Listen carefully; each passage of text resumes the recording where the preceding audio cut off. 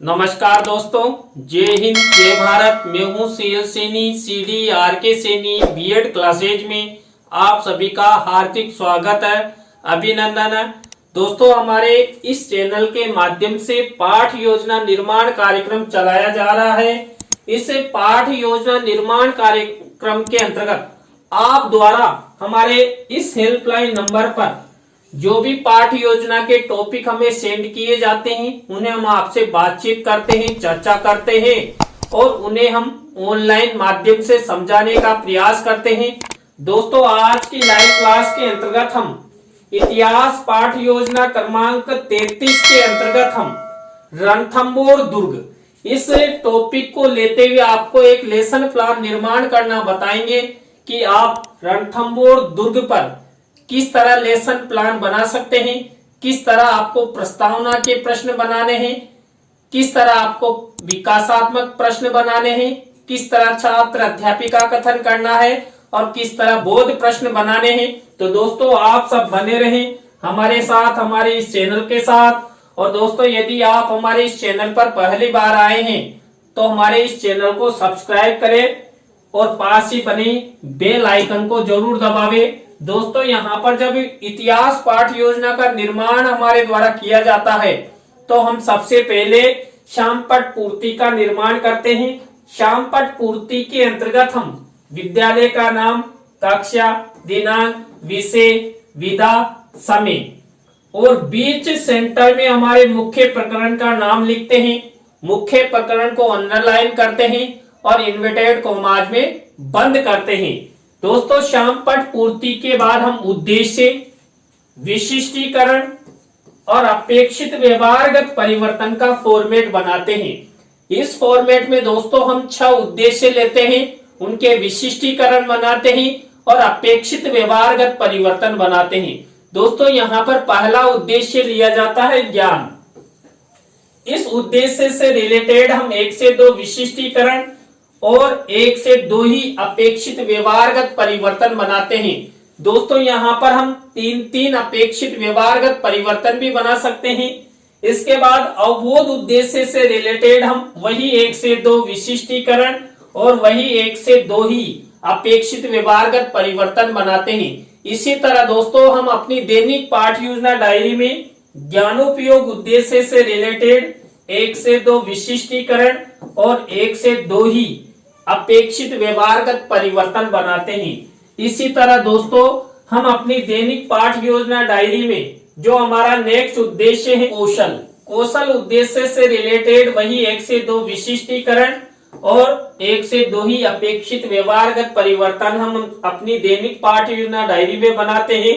इसी तरह दोस्तों, अभिरुचि उद्देश्य से रिलेटेड 1 से 2 विशिष्टीकरण और 1 से 2 ही अपेक्षित व्यवहारगत परिवर्तन हमारे द्वारा बनाए जाते हैं। इसी तरह दोस्तों, हम अभिवृत्ति उद्देश्य से रिलेटेड 1 से 2 विशिष्टीकरण और ये 1 से 2 ही अपेक्षित व्यवहारगत परिवर्तन बनाते हुए यह फॉर्मेट बनाते हैं। इस तरह दोस्तों, आप जब लेसन प्लान बनाएं तो इस तरह उद्देश्य, विशिष्टीकरण और अपेक्षित व्यवहारगत परिवर्तन का फॉर्मेट बनाएं। दोस्तों, इस फॉर्मेट के बाद हम कक्षा शिक्षण सहायक सामग्री का फॉर्मेट बनाते हैं। कक्षा शिक्षण सहायक सामग्री 2 प्रकार की होती है, सामान्य शिक्षण सहायक सामग्री और विशिष्ट शिक्षण सहायक सामग्री। दोस्तों, सामान्य शिक्षण सहायक सामग्री तो हमें मार्केट में रेडीमेड मिल जाती है, लेकिन दोस्तों जो विशिष्ट शिक्षण सहायक सामग्री होती है उसका निर्माण हमारे द्वारा किया जाता है, जिसके अंतर्गत हम चार्ट, चित्र, मॉडल, प्रतिकृति आदि का निर्माण करते हैं। दोस्तों, यहाँ पर जो हमारा मुख्य प्रकरण है रणथंभौर दुर्ग, इस पर हम चार्ट और चित्र का प्रयोग करेंगे। दोस्तों, यहाँ पर कक्षा शिक्षण सहायक सामग्री के बाद हम पूर्व ज्ञान का कॉलम बनाएंगे। पूर्व ज्ञान के कॉलम के बाद हम शिक्षण बिंदु का कॉलम बनाते हैं। दोस्तों, यहाँ पर हमारा मुख्य प्रकरण है रणथंभौर दुर्ग। अब यहाँ पर रणथंभौर दुर्ग से रिलेटेड ही टीचिंग पॉइंट लिए जाएंगे। हम यहाँ पर 2, 3, 4 जितने भी टीचिंग पॉइंट बच्चों को पढ़ाना चाहते हैं उन्हीं को लेते हुए यहाँ पर लेसन निर्माण करते हैं। तो दोस्तों, यहाँ पर पहला टीचिंग पॉइंट लिया गया है रणथंभौर दुर्ग की स्थिति एवं इतिहास। इसके बाद दूसरा टीचिंग पॉइंट लिया गया है रणथंभौर दुर्ग के शासक एवं आधिपत्य। इसके बाद थर्ड नंबर का हमारा टीचिंग पॉइंट रहेगा रणथंभौर दुर्ग पर आक्रमण। इस तरह हम 3 टीचिंग पॉइंट लेंगे और लेसन प्रेजेंटेशन करेंगे। दोस्तों शिक्षण बिंदु के बाद हम शिक्षण विधि प्रविधि का कॉलम बनाते हैं। तो दोस्तों यहाँ तक के फॉर्मेट आपको इस तरह बनाने हैं, अच्छे से बनाने हैं, जिससे आपका लेसन प्लान अच्छा बन सके। दोस्तों इस प्रक्रिया इस फॉर्मेट के बाद हमारा मुख्य लेसन प्लान शुरू होता है। और दोस्तों हमारे मुख्य लेसन प्लान का पहला शिक्षण बिंदु, पहला सोपान, पहली स्टेप, पहला चरण होता है प्रस्तावना। दोस्तों इस प्रस्तावना शिक्षण बिंदु के अंतर्गत हम 3 से 5 प्रस्तावना के प्रश्न बनाते हैं। अंतिम प्रश्न समस्यात्मक होता है, प्रश्नों में तारतम्यता होती है, जिग जैग होता है, उत्तरों से ही प्रश्न बनाए जाते हैं। दोस्तों यहाँ पर जो भी प्रश्न हमारे द्वारा बनाए जाते हैं ये सब प्रश्न छात्र छात्राओं के पूर्व ज्ञान पर आधारित होते हैं, सरल होते हैं, संक्षिप्त होते हैं और बोध गम्यता लिए हुए होते हैं। दोस्तों रणथंभौर दुर्ग पर मैंने प्रस्तावना के प्रश्न कैसे बनाए। पहला प्रश्न देखिए, यहाँ पर कुछ उड़ने वाले पक्षियों के नाम बताइए। तो दोस्तों उड़ने वाले पक्षी होते हैं तोता, मैना, कौवा, चिल, गिद्ध आदि। अब दोस्तों यहाँ पर इसी उत्तर से हमारा नेक्स्ट प्रश्न बनेगा। तो बना हुआ है सोने की चिड़िया किस देश को कहा जाता था? तो भारत को। अब इसी उत्तर से हमारा नेक्स्ट प्रश्न बनना चाहिए। तो बना हुआ है भारत में क्षेत्रफल की दृष्टि से सबसे बड़ा राज्य कौन सा है? तो राजस्थान। अब इसी उत्तर से हमारा नेक्स्ट प्रश्न बनेगा। तो बना हुआ है राजस्थान में बाघों की नगरी सवाई माधोपुर में कौन सा दुर्ग स्थित है? तो दोस्तों यहाँ पर राजस्थान में बाघों की नगरी में रणथंभौर दुर्ग है, जो बहुत ही प्रसिद्ध है, इसका इतिहास भी बड़ा ही रहा है। अब इसी उत्तर से हमारा नेक्स्ट प्रश्न बनेगा। तो बना हुआ है रणथंभौर दुर्ग के बारे में आप सब क्या क्या जानते हो? तो दोस्तों ये अंतिम प्रश्न हमारा समस्यात्मक हो गया है, प्रश्नों में तारतम्यता है, जिग जैग है, उत्तरों से ही प्रश्न बनाए गए हैं। तो दोस्तों आपको इस तरह प्रस्तावना के प्रश्न बनाने हैं। प्रस्तावना के प्रश्नों के बाद हमारी नेक्स्ट स्टेप आती है उद्देश्य कथन की। दोस्तों यहाँ पर छात्र छात्राओं को मुख्य प्रकरण से रिलेटेड सूचना प्रदान की जाती है, उद्देश्य कथन किया जाता है।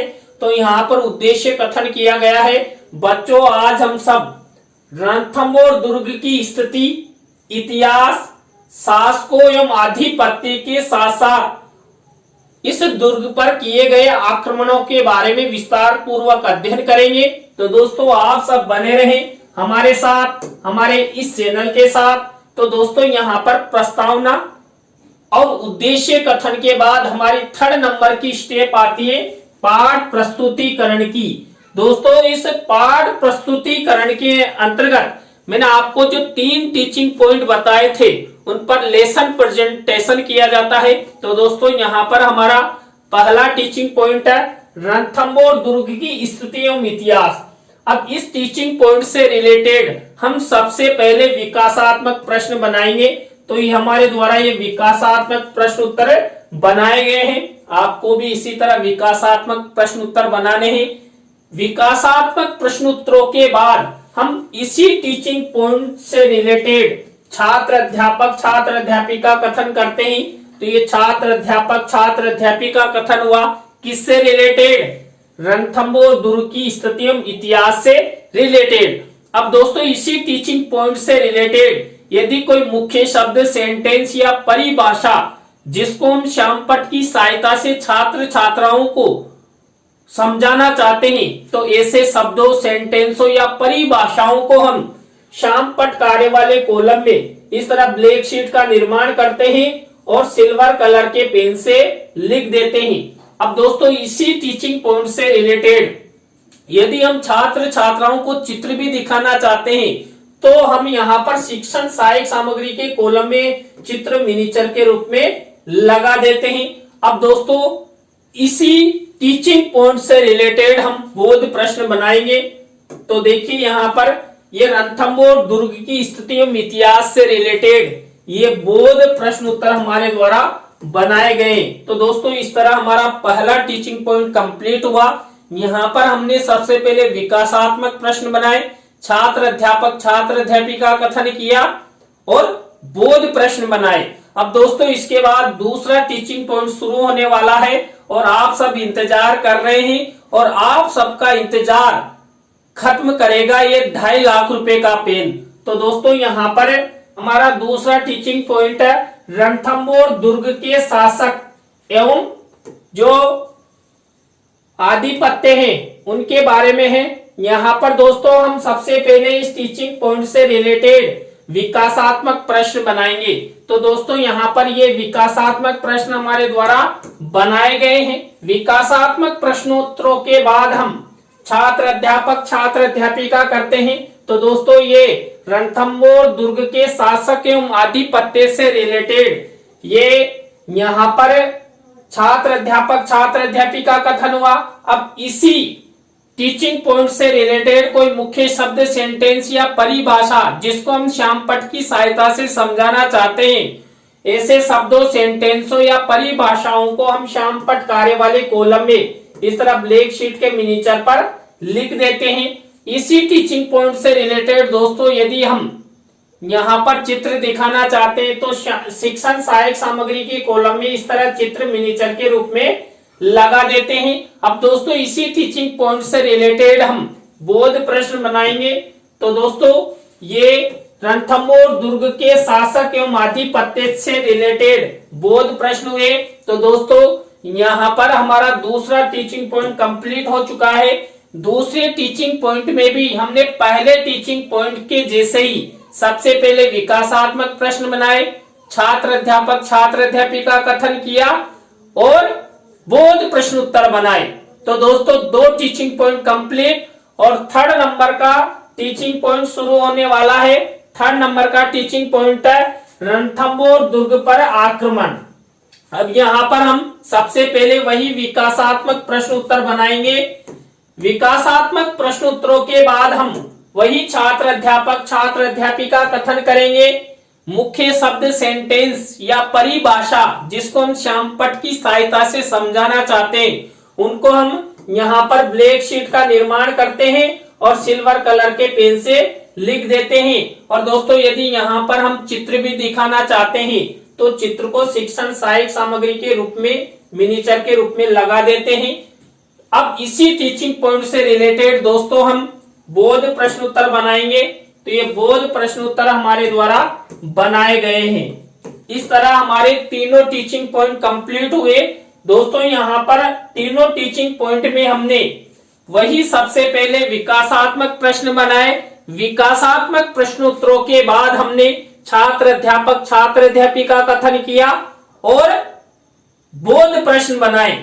तो दोस्तों आप इतिहास के किसी भी मुख्य प्रकरण को लेते हुए 3 टीचिंग पॉइंट लेंगे और यही प्रक्रिया अपनाते हुए आप सबसे पहले विकासात्मक प्रश्न उत्तर छात्र अध्यापक छात्र अध्यापिका कथन और बोध प्रश्न बनाएंगे।